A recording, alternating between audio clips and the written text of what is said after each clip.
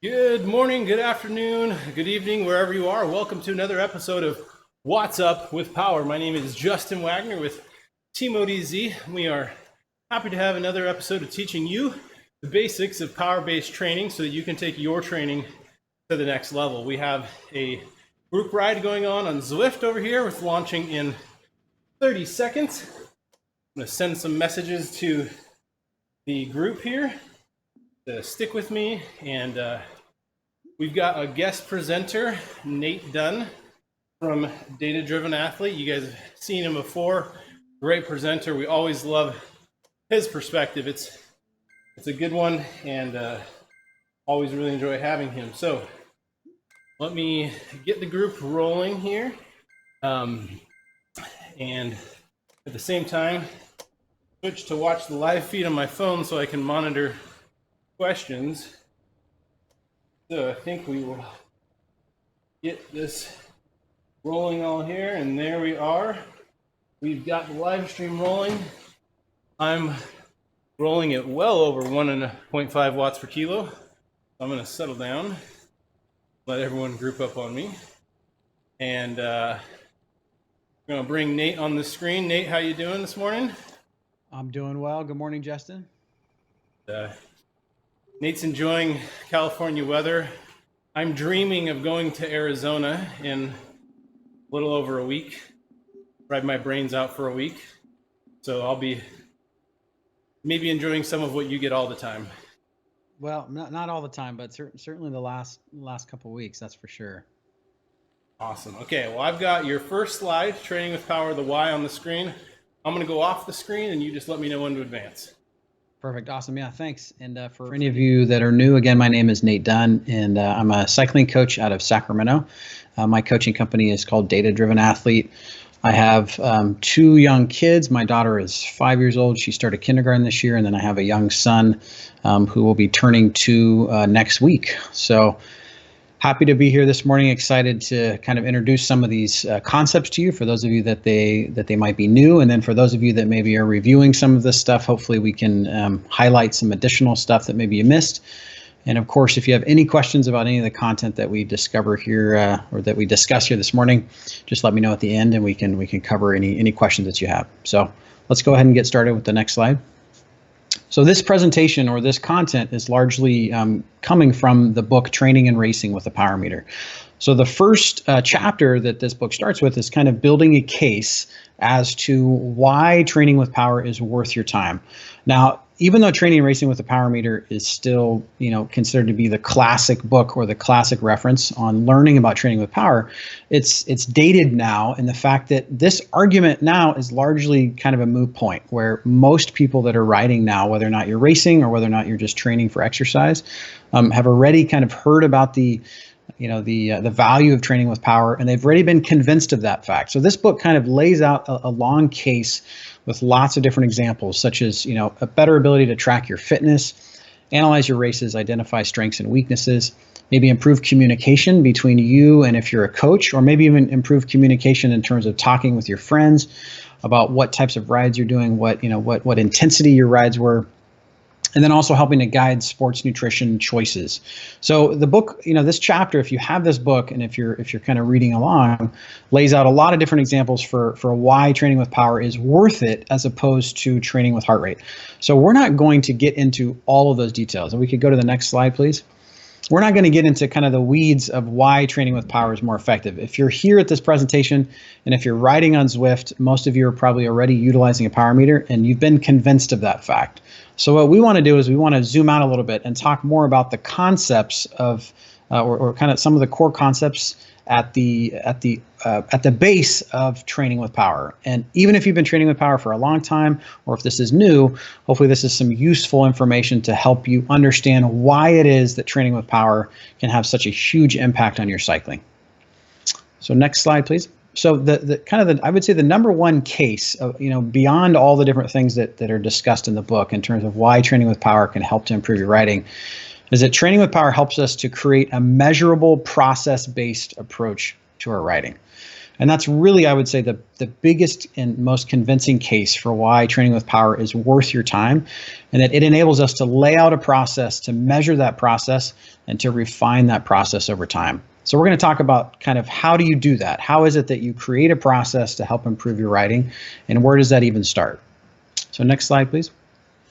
So this is a very, generalized slide, very simplified slide. But if we look at cycling performance, and if we kind of break it up into two components, in terms of maybe about 50% of your cycling performance coming from your genetic potential, and then maybe 50% coming from how you spend your time training, or kind of the training side of the equation.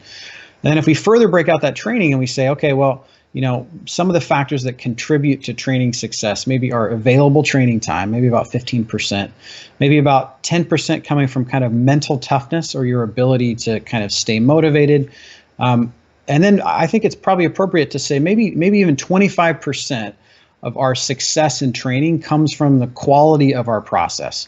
And again, this is where training with power helps to maximize the efficiency of our process, helps to maximize, how productive that process of training is, and it enables us to make course corrections, to make changes as we go along. So next slide, please. So we talked about this on a previous presentation on What's Up with Power, where we discuss how to make progress on the bike.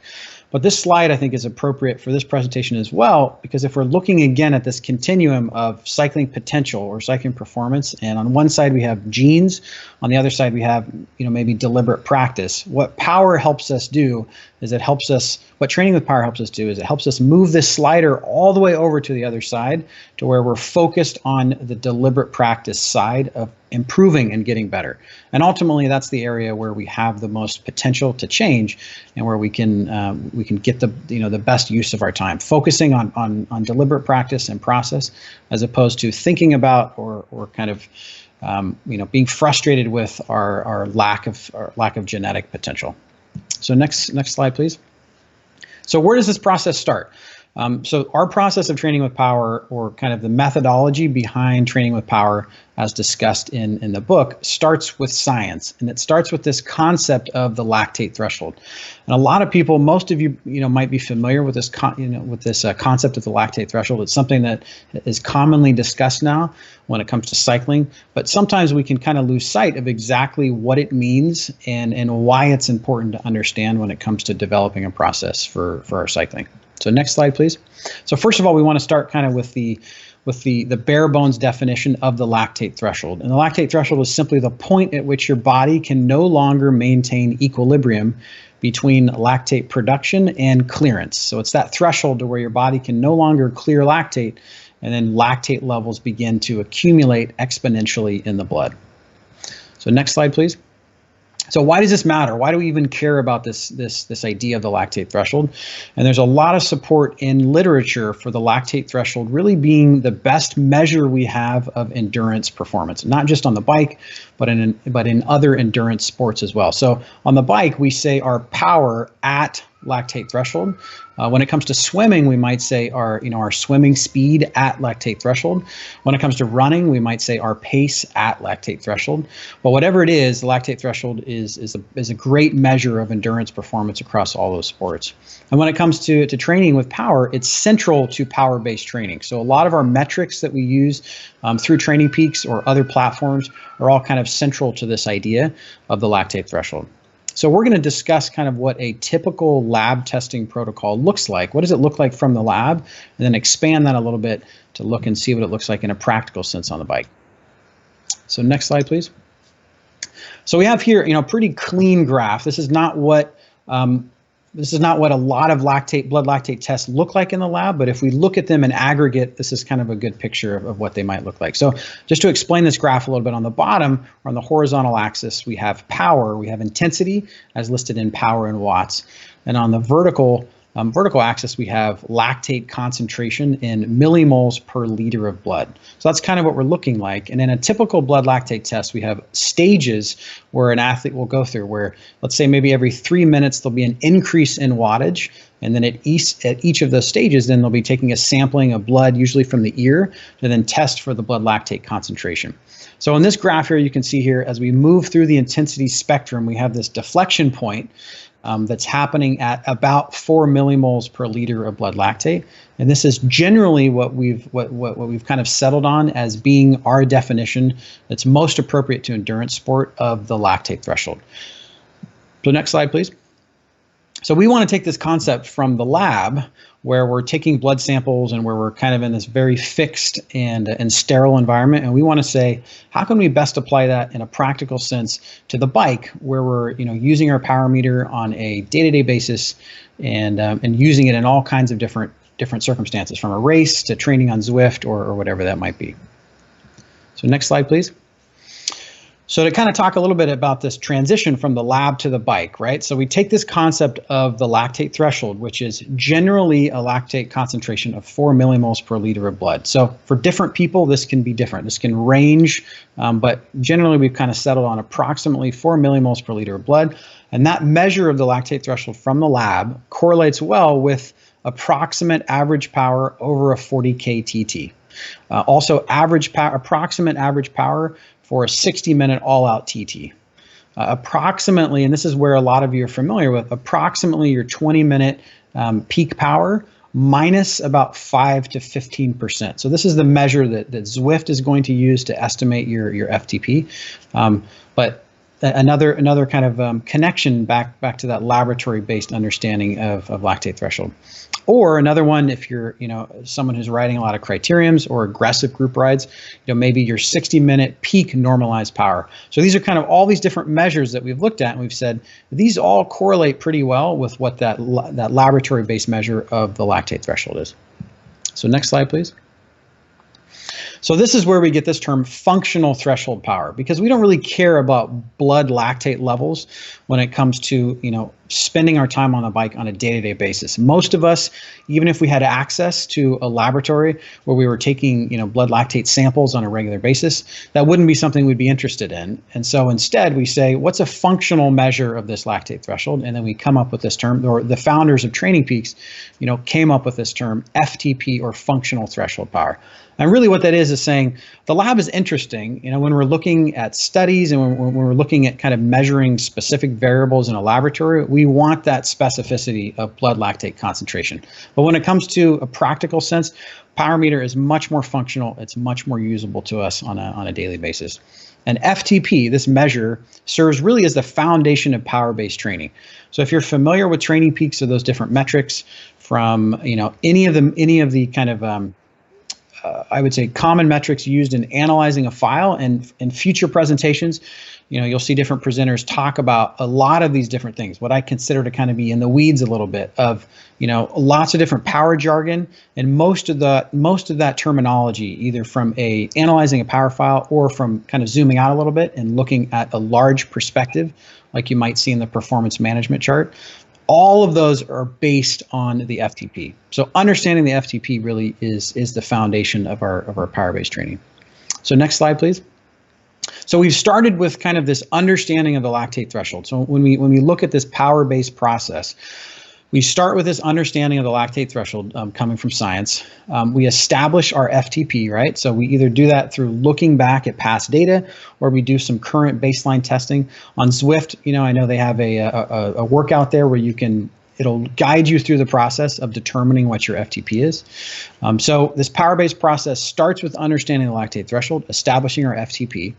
And then number 3, we want to begin to create specific goals. And again, future presentations cover this on Justin's show. But this is kind of the sketch of what this process looks like when we use power. So we create specific goals.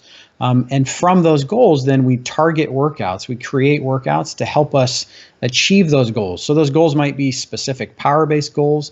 They might be, total volume-based goals over the course of a week. Other presentations you've had on here have talked about how to create an annual training plan using CTL or TSS targets. So again, even if these terms are unfamiliar to you, it's important to understand that they still kind of fit into this framework of utilizing power to help us develop a better process. So 3, we create specific goals. 4, we target workouts, or we create workouts to help us achieve those goals. We track our progress. Another thing that power enables us to do is take a very objective measure of whether or not we're getting stronger or not. Is our power improving over a variety of durations, or are we kind of stagnating and plateauing? And in the event that we are stagnating or plateauing, it allows us to kind of evaluate what our goals are. Have we achieved them? Have we not? And then to revise our training and to essentially experiment with another approach or another, other types of workouts or a different way of laying out those workouts. So if we go to the next slide, please. So we zoom out again and we look at this kind of this process. This is why training with power can have such an incredible impact on your training. So whether or not you're brand new to Zwift and you're just utilizing power to kind of help you, participate in the game on Zwift, that's a great way to use power too. But in terms of improving and getting better, power gives us all these tools to kind of create this measurable process-based approach to help us continue to get better kind of over the long term.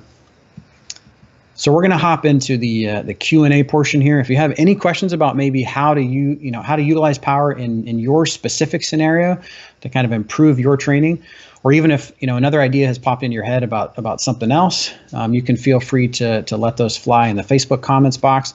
If you can't follow up with that, or if you're watching this afterwards, you can always shoot me an email at nate@datadrivenathlete.com, and I'd love to follow up with you.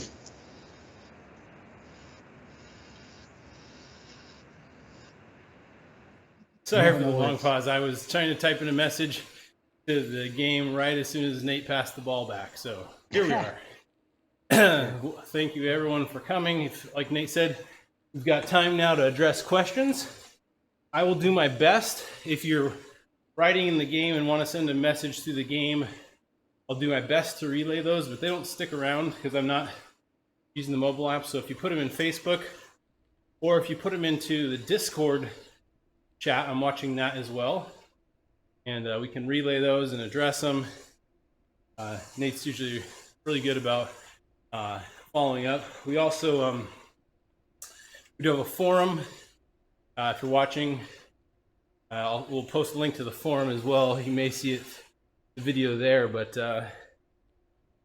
we got, looks like Patrick Verissimo just joined us on the live stream. Nate knows Patrick well. His athletes. Happy to have Patrick here with us. Wherever he's at in the world right now. Right, yeah, Mr. World Traveler, no doubt. Okay, we've got a question here from Travis Tandy. Is there an easy way to correlate heart rate to power somewhat? Ooh, good question. Yeah, I would say probably the best way to understand that relationship between power and heart rate is steady state efforts. So time trial type efforts. So, if you're doing like a typical power test, so a very typical power test is maybe you warm up a little bit and then you ride as hard as you can for 20 minutes. So that's a power test that, that Zwift uses. But any type of effort where you have a steady state effort and you're doing a maximal effort really gives you a great opportunity to look specifically at that relationship between power and heart rate, and where at what point there becomes a dissociative relationship, or your heart rate begins to rise disproportionately to what your power is at. So that's really, when I'm looking at workout files, that's one thing that often cues me in to something happening in the workout, is kind of being able to look at that and see how power rises in relation to power. Sorry, how heart rate rises in relation to power. Now, that can be sometimes difficult if you're riding on Zwift, and that oftentimes there's almost always this dissociative relationship, because you're riding indoors. Your cooling isn't as efficient as being outside, and so your core temperature begins to rise, and your heart rate rises disproportionately to your power, just because you're unable to cool yourself. So this is another interesting, can be an interesting kind of experiment for yourself to say, hey, when I ride outside and I'm riding at 200 watts steady for 30 minutes, what does my heart rate do? When I'm riding indoors and I'm riding at the same intensity, what does my heart rate do? And then what might that teach me about maybe improving my workout space at home? Should I get a bigger fan, or am I not maybe hydrating enough? Am I not putting enough fluids back in? So but I would say in general, any kind of steady state effort that you can do is a great opportunity to see what relationship that has between your heart rate and power. Yeah, absolutely. And I think the converse way to answer that is the reason for the long steady state efforts is you'll notice as you start looking at your power and heart rate that you can go do sprints or hard efforts and the heart rate lags quite a bit. You will have been doing a fair amount of work before your heart rate even starts to increase or get to the level that corresponds to that power. And so, like trying to do sprint workouts off of heart rate, it's impossible. And it's just the heart rate usually peaks after you're done sprinting, actually. So, yeah, great answer.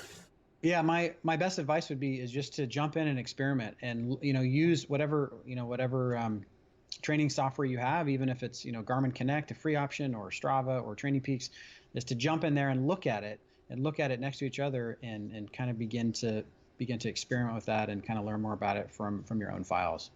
Well, and I think what's interesting is a lot of people are asking that question because they want to be able to train with just heart rate and not by a power meter. And really the answer we're saying is, well, look at the data side by side, which requires a power meter. But I mean, honestly, there's enough individualized nature of heart rate. Everyone's got different thresholds. So we can't say because you're this age, your heart rate should look like that. I think it doesn't hold true for everyone. So yeah. So understanding it is really an individualized thing. Yeah, and I just to jump in on that, I would say to Justin's point, I don't even use heart rate as a training tool at all. So if someone doesn't have power, I have them utilize RPE, or rate of perceived exertion, in their workouts. We don't even use heart rate. So heart rate really is the only way I use it primarily is as kind of a post-ride analysis tool to look at those relationships. But in terms of guiding your workouts, I think you're better served by utilizing RPE to kind of guide your effort, as opposed to looking at power, as opposed to looking at heart rate. And then if you want, you can look at heart rate after the fact and kind of learn some interesting things there. But in the moment, I think it's either power or RPE are your best tools to drive your workout. Absolutely. One of the interesting things you can pick out from your heart rate data, so if you're training with RPE or power, one of the things you can pick out nicely is when you're done with an interval and you're going back to a rest session, watching how quickly your heart rate comes back down and settles. As you become more and more fit, you should see, you'll notice your heart rate recovers quicker. Or that's an interesting. It's not that heart rate data is not valuable at all. When Nate says he doesn't use heart rate, he means he does not prescribe workouts based on heart rate. That doesn't mean you shouldn't record the data. It is interesting information to have. Okay, I better read this before it expires. Will doing a step test give me a better number to shoot for during an FTP test? I always have an issue pacing it. So doing a step test versus the 20-minute test. Are you familiar with the step testing protocol? Yeah. So a step test is what is generally used in a laboratory setting, or what's called a graded exercise test, where basically that graph that I showed you of the lactate threshold from a lab, that is a step test. So essentially you're going up in increments of a set amount of wattage, and going up further and further and further until you can until you can't go anymore. So the limitations of a step, well, I'd say the advantages of a step test are that they are short and they are much more controlled, and they generally only take maybe 15 or 20 minutes. The disadvantage of a step test is that if we're trying to establish FTP, right, or if we're trying to establish a lactate threshold, what a lactate threshold is it is essentially a metabolic steady state, right? So it's that point, right? It's that point with which our bodies can effectively buffer lactate without kind of going over an exponential increase. And in order to better understand that level, longer efforts are generally preferable. So 20 minutes is usually kind of the minimal amount of time you'd want to kind of better understand that lactate threshold. Preferably, if we all had the opportunity, we'd want to do something like 60 minutes. And essentially, the longer that effort is, the more precisely it will enable us to understand that metabolic steady state. When you're doing a step test, and you're just kind of ramming through those stages, it can be sometimes impossible to establish a metabolic steady state, which oftentimes will then lead to overestimating your lactate threshold or your FTP.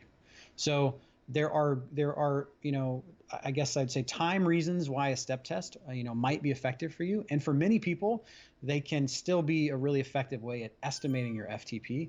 But in general, the longer efforts, I think, give a better result and and are a more accurate way to kind of estimate your FTP. So some advantages, some disadvantages, but in general, longer test, I think drives better results if you're looking at getting a better measure of your FTP. Absolutely. Now, there is one benefit of the step test you didn't mention. It is much more engaging to watch live. There you go. It does. Yeah. It is way more interesting to watch. So it does drive viewership up if you happen to be streaming your live stream now, your FTP test. Now there's, we talked about two or a couple general tests. There's so many FTP tests out there. And I think what it really comes down to is consistency and how you're measuring where your threshold should be. Everyone's going to test slightly different in different tests, but being consistent with yourself and measurable, so you can say, I'm just really not there this year. I can tell my fitness isn't there. I was talking to a guy recently who he uses a certain segment on Mount Lemmon as his fitness. I mean, he does train with power, but kind of the ground truth is, can I get under this time on that climb? Where am I at? Am I fooling myself? And so, I mean, that's a legit way. Am I at the level where I can make that climb in under so many minutes, or am I off this year? That's a perfectly valid gauge as well.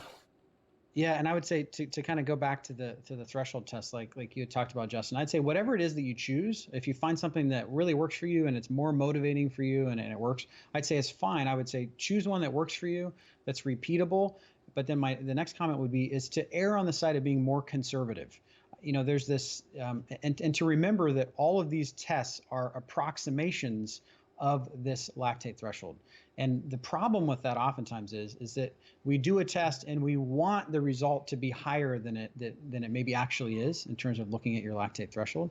And so it makes a lot more sense to be conservative in your estimate and to be able to, drive workouts in the future and to effectively complete those workouts, as opposed to saying, I want this number to be higher, and then running into a lot of frustration and disappointment when you're unable to complete future workouts because those levels haven't been set right. So whatever test you do, I'd say find one that works for you, and then err on the side of conservatively estimating your FTP as you shoot for your workouts at a later date. Yeah, it's unfortunate, but your results in races aren't a direct correlation of your FTP setting in your training software. So yeah, sure. As much as we all want it to improve, you also need something that you can train with and see real progress. And there are more aspects of being fit and in shape than just your FTP going up. We talk about later in the series, performance manager chart and increasing your CTL. You could have a really great FTP, but if your CTL is 20, you're not going to last for much more than an hour tops. Yeah, and to kind of get to that point too, we're talking right now we're talking about an overemphasis on FTP, and it's not that FTP is the be all and end all of your training. We're only talking about it in the sense of how it serves as the foundation for a process-based approach. So yes. It's important also to understand that we're not saying that FTP is all you should focus on. You can take your power curve from 5 seconds all the way out to 4 hours, and there's all kinds of valuable insight and areas to be trained and to be focused on. We're simply talking about it in this way because it serves as the foundation for understanding a power-based training approach as you kind of get into the game of training with power. Absolutely, and somebody who's making waves in this field is Sufferfest. They've launched their 4DP, right, where they're talking about not just 1 point in your power curve, but 4, and that's great. That's opening up the conversation for people to realize that training my sprint power can be completely disassociated with what my power is for my threshold. And my workouts for sprints really shouldn't be based on what my threshold power is.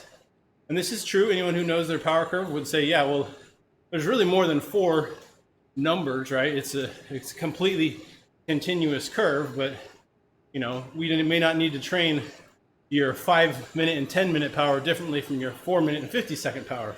But the point is, just your threshold tells one part of the whole story.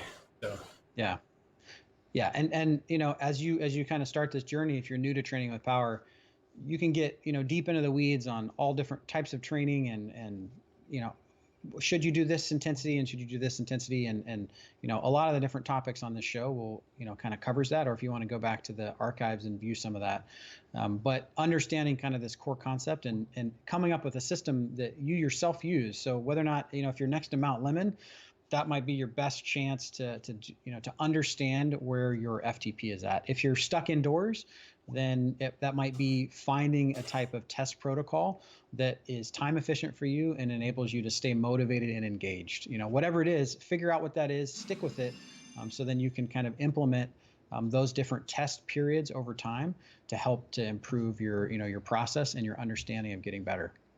Absolutely. Well, time is up for today. Nate, I want to thank you again for coming. If you guys have more questions, you can contact him at nate@datadrivenathlete.com. If you like the content on the channel, we ask you to hit like and subscribe. And we're live here on Facebook, Twitch, Mixer, YouTube, whichever one works best for you to watch. The recordings are available afterwards on most of those channels. YouTube's probably the best for rewatching later. We have a playlist where you could scroll back through the whole history and pick up past conversations. If you need to just pick out a particular question you have, you can go back and answer those. So with that, I'll say thank you for joining the show, and we hope to see you next time.